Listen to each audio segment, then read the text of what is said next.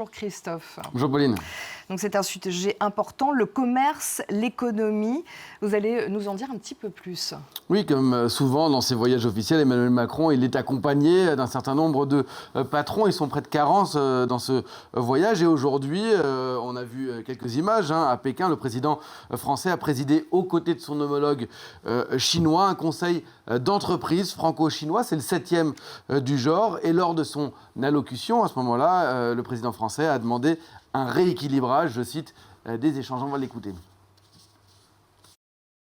Le chemin qui est devant nous est celui d'un rééquilibrage nécessaire, pas par incantation, mais parce que le chemin actuel n'est pas soutenable, parce qu'il est rentré dans un déséquilibre trop important.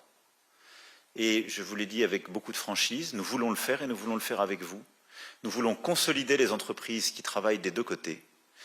Nous voulons améliorer les exports de nos entreprises et nous voulons améliorer les investissements de vos entreprises et de vos grands secteurs dans notre pays et notre continent. Christophe, est-ce qu'on peut dire que les échanges sont si déséquilibrés que ça ? Alors oui, très clairement, on peut le dire parce qu'ils le sont, que ce soit les investissements, la France, elle investit 4 fois plus en Chine que la Chine ne le fait en France. Les chiffres, ils sont assez éloquents, on va les voir. 46 milliards d'euros d'un côté contre 12 milliards de l'autre. Voici le chiffre de 12 milliards qui s'affiche. Quant au commerce, la Chine, elle exporte beaucoup plus de produits dans l'Hexagone que la France ne le fait en Chine. Un déficit commercial de plus de 46 milliards d'euros en 2024 et surtout un déficit qui, à part l'année 22 qui était une année un peu particulière au sortir du Covid, à part cette année-là, on voit que la courbe, elle s'aggrave lentement, mais sûrement un déficit qui se creuse. Et c'est d'ailleurs vrai pour la France, c'est vrai aussi au niveau européen, avec un déficit commercial de plus de 300 milliards d'euros en 2024. Alors pourquoi ? Parce qu'on importe beaucoup d'ordinateurs, de smartphones, de composants électroniques en tout genre, de textiles aussi, d'électroménagers.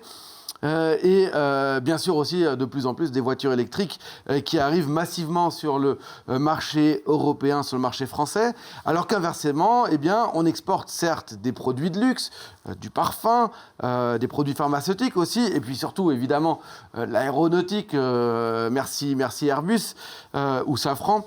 Mais tout cela reste très loin de compenser ce que nous, les Français, nous, les Européens, achetons à la Chine. Alors le problème, c'est qu'Emmanuel Macron, ce n'est pas la première fois qu'il demande un tel rééquilibrage. Il multiplie les voyages pour rééquilibrer cette relation.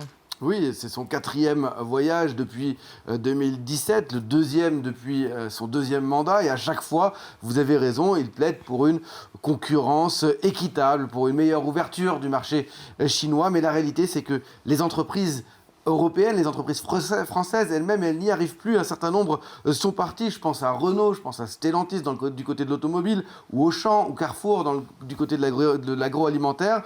De nombreuses marques disent que faire des affaires en Chine, c'est devenu extrêmement difficile avec des règles imprévisibles, une concurrence locale féroce, transfert technologique. Résultat, un certain nombre envisagent de passer à des co-entreprises pour rester sur place. C'est le cas de Decathlon. Vous voyez ici cette marque. Alors je vous ai mis un magasin à Place de la Madeleine à Paris, mais le groupe a 200 magasins en Chine et selon Bloomberg, le groupe réfléchit à s'associer à un partenaire local pour reprendre 30% de sa filiale chinoise. D'autres groupes européens ont déjà franchi le pas ou vont faire pareil pour se conformer à des nouvelles règles sur les appels d'offres, notamment qui entreront en vigueur en janvier prochain. Et pendant ce temps, la Chine, elle exporte toujours plus vers l'Europe.